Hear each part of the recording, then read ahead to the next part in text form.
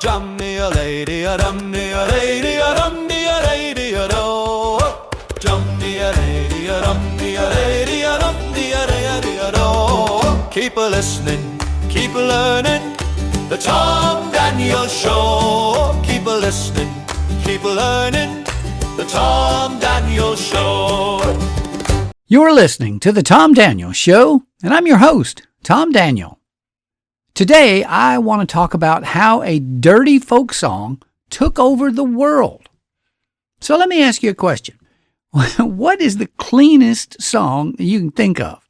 I mean, something so harmless, so child-safe, so aggressively wholesome that you could sing it in a daycare, a church nursery, or a pediatric waiting room without raising a single eyebrow.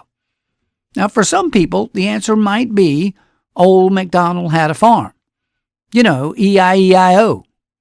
Cows, ducks, possibly a goat if you're feeling adventurous. But today, I'm going to ruin all of that for you, because Old MacDonald did not start its life as a children's song. It did not begin quite that innocently. And it was absolutely not intended to teach toddlers about livestock. And in fact, and this is the really important part of this, Old MacDonald is a survivor, because it survived migration, censorship, moral cleanup, educational repurposing, globalization, and cultural laundering, and came out the other side sounding like a toy, while still carrying the skeleton of a much older, much rowdier song. Today I'm going to talk about Old MacDonald Had a Farm and how it was originally an adult song, and yes, a pretty dirty one. How it crossed the Atlantic before it got cleaned up, how it became a global musical template, not just a little tune, and how it very quietly teaches real music literacy without anybody even noticing. And by the end of the episode, you will never hear E-I-E-I-O again quite the same way. Now, first up, Old MacDonald was not originally a children's song. The farm was never about the animals. And let's get something straight here. There's no historical evidence that Old MacDonald originated as a children's song. I mean, none. The earliest documented ancestors of the song appear in 18th century Britain and Ireland, and it had titles like Old MacDougall Had a Farm, or even worse, Old MacDougall Had a Fiddle. And here's the key detail that always gets left out. Those songs were comic adult folk songs, often sung in taverns, communal gatherings, and social settings where children were very much not the intended audience. And now, just so you know, whenever folklorists describe a song as comic, in the 18th century, that's academic code for dirty. If it had a disclaimer, it might read, "This song is about sex, drinking, bodily functions, or social humiliation," probably all four. Now, the farm in those early versions was not a sweet little agrarian metaphor. It was a stand-in, a setting that allowed singers to just list things, accumulate verses, escalate the absurdity, and very often make jokes that were just indirect enough to avoid getting punched in the face. Now, let me put this delicately, but very clearly. In early versions of Old MacDonald, the animals were not animals. Do you get it? They were euphemisms. And the noises they made? Definitely not barnyard sounds. Let's just say they belonged after dark, not at nap time. Folk songs of this period loved this structure because it allowed plausible deniability. I mean, you could always say, oh yeah, it's just about a farm, while everybody listening knew exactly what you were really talking about. Now, this is the same tradition that gave us the farmer's daughter jokes, milkmaids who did far more than milk, and fiddles that were almost never just fiddles. Old MacDonald belonged to that world. It was social, it was participatory, and it was often sung louder as the night went on, which is usually a bad sign for innocence. Now, there's not one filthy original lyric, but perhaps hundreds of them, creating a little dirty folk song ecosystem where farms, animals, fiddles, and goofy sounds were euphemisms for moral permissiveness. Basically, everybody knew the double meanings and just pretended not to notice. And you can use your own imagination to consider the old nursery rhyme, "Hey diddle diddle, the cat and the fiddle." Now next up, Old MacDonald migrated before it got simplified. America cleaned it up without killing it. And this is where it really gets interesting. Old MacDonald crossed the Atlantic before it became a nursery rhyme. And that timing is really important. In the United States, especially in farming communities, the song encountered a different cultural environment. American folk culture tends to do something very specific. It repurposes songs. Now, rather than preserving them as performance pieces, it just kind of twists them into tools. So Old MacDonald was reshaped into something else that was more repetitive, more participatory, easier to improvise, easier to remember, and very crucially, easier to teach. The dirty parts of the song didn't disappear overnight, though. I mean, they were trimmed, but not erased entirely all at once. The animal noises replaced the euphemisms. Children replaced drinking companions, and the call and response style stayed because that was really the engine of the whole song. Now, this mirrors a much broader American pattern. American folk songs tend to strip down until they become communal infrastructure. You don't perform them, you use them to pass time, to teach, to include everyone in the room regardless of skill. Now, the song wasn't simplified because Americans were prudish. It was simplified because function beat tradition. The original Old MacDonald was set on a farm, but had nothing to do with farms. In America, it was the farm that altered the song into really being about a farm. When Old MacDonald first migrated to America, it initially landed in New England and the Ohio River Valley. However, it didn't really stick until it arrived in the Deep South in Appalachia. The song embedded itself most strongly and lastingly in Kentucky, Tennessee, Western Virginia, Western North Carolina, and then in the Deep South, broadly Georgia, Alabama, Mississippi, and Texas. Agrarian communities, not cities. Why? Well, the South favored oral transmission over printed sheet music, and functional music, songs that you do something with, and communal participation where everybody joins in, and repetition, call and response, and improvisation, all of which Old MacDonald excels at. Southern folk culture didn't preserve the song as a relic. It used it for work, for play, for teaching children, and for passing time in groups. That's how songs survive. Appalachia is important especially because it acted as a cultural holding tank for older British folk songs that were sanitized elsewhere, abandoned in cities, replaced by parlor music, or were retained structurally. That's why ethnomusicologists repeatedly note that Old MacDonald's form and improvisational flexibility look more Appalachian than Victorian English by the time it's fully recognizable. You're listening to The Tom Daniels Show. We'll be right back.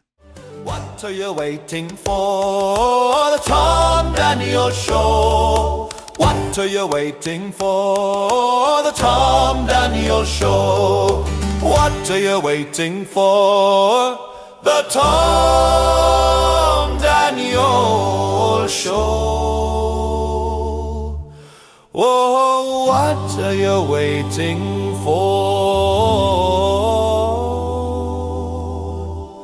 The Tom Daniels Show.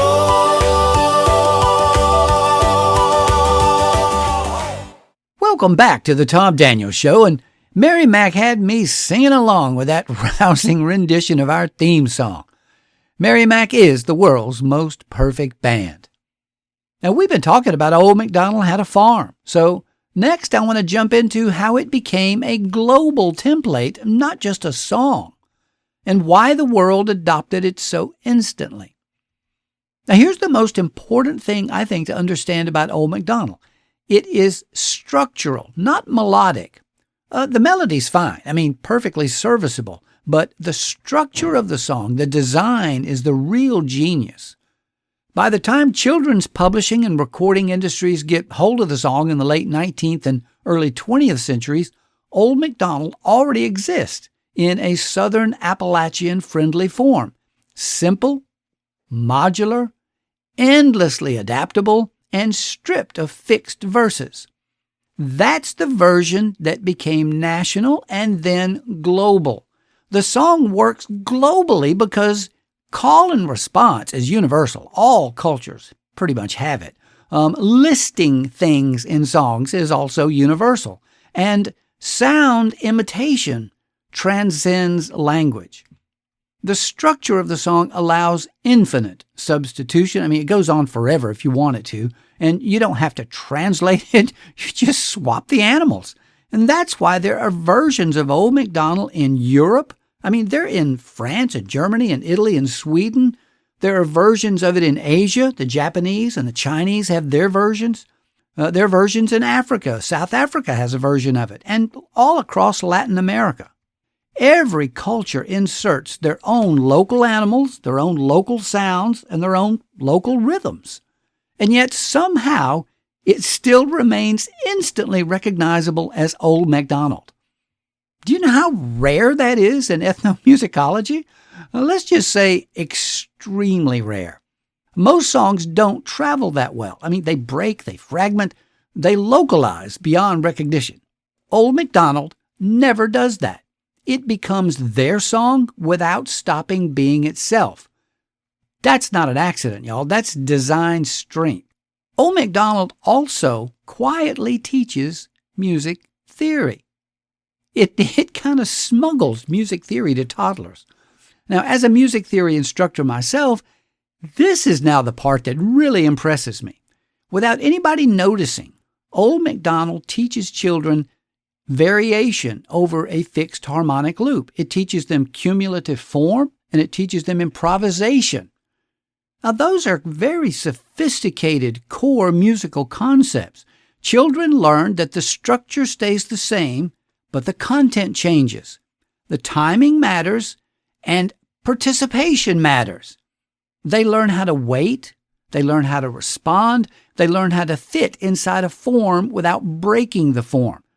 Y'all, that is folk music theory at its finest. There's no blackboard. There's no theory jargon, no symposium, no instruction manual. Just participation. Just join in and you'll get it.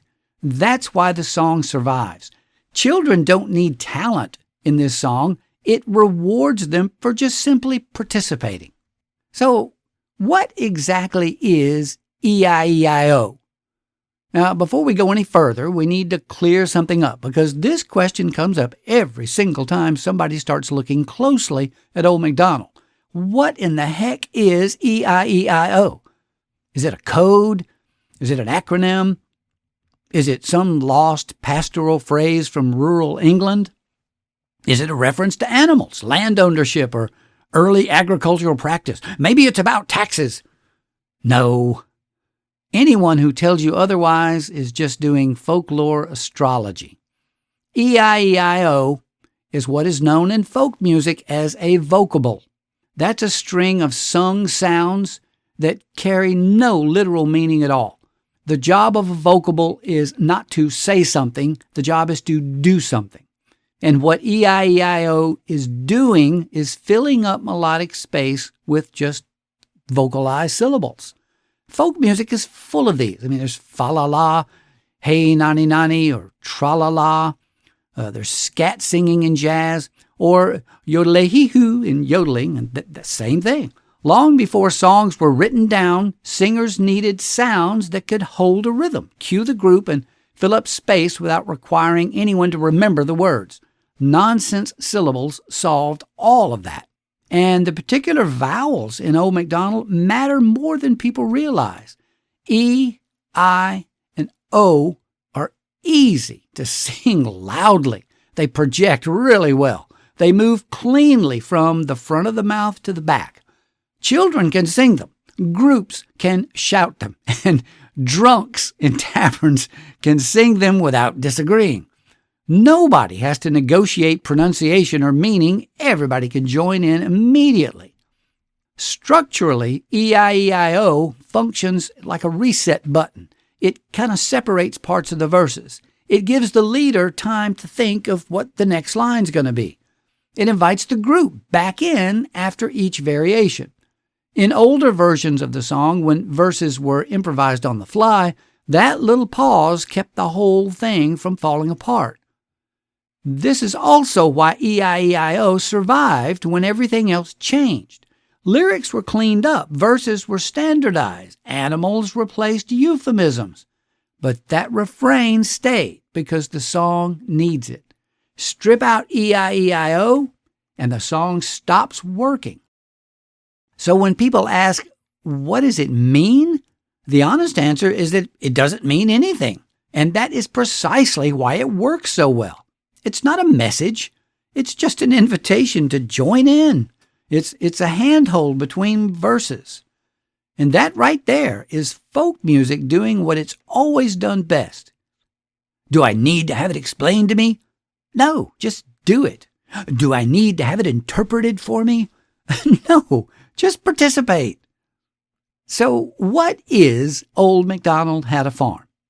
It is the cleanest song I can think of with the dirtiest past. It's a cleaned-up descendant of a dirty British folk song, an Americanized communal tool, a global music framework, and a stealth music theory teacher. It didn't become harmless by accident. It became harmless because it was too useful to lose.